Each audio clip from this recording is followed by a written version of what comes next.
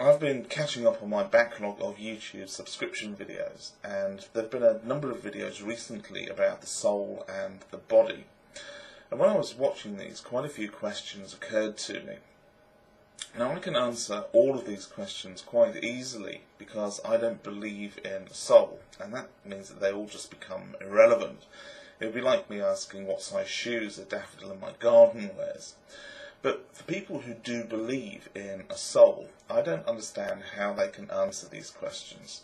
So, at the risk of creating straw men, I'm going to see if anyone out there can help provide me with some answers, or at least explain how anyone can believe something that seems to me to be completely irrational. Or if nothing else, just point out the flaws in my thinking.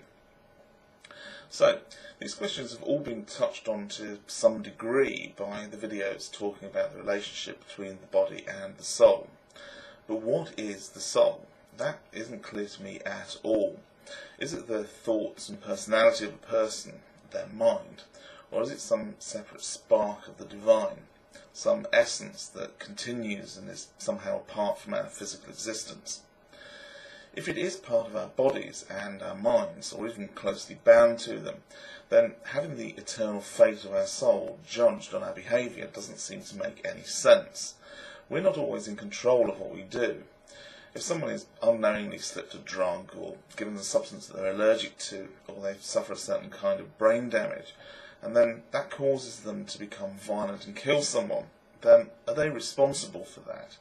Because in law, we would put forward the argument that the person's not guilty of their crime because they were not responsible for their actions at that time. Would the same argument be applicable in divine judgment? Is somebody thus absolved of their sin because their soul was not in control? Or let's say we see a particularly sexually attractive person and have immoral sexual thoughts about them. That's a physical reaction caused by our brain and body chemistry. Have we, at that point, as Jesus reportedly said, committed a sin by lusting in our minds, even though it's something that we have no control over, that part of our physiology? Is this automatic response of tissue then used to judge the quality of our soul? And if so, how is that fair and just? And if not, and the soul is separate from the body and the mind, just some passenger, then what relevance does our behaviour have on the soul? Why all the rules? What's the point of even having the soul and the body related in this way?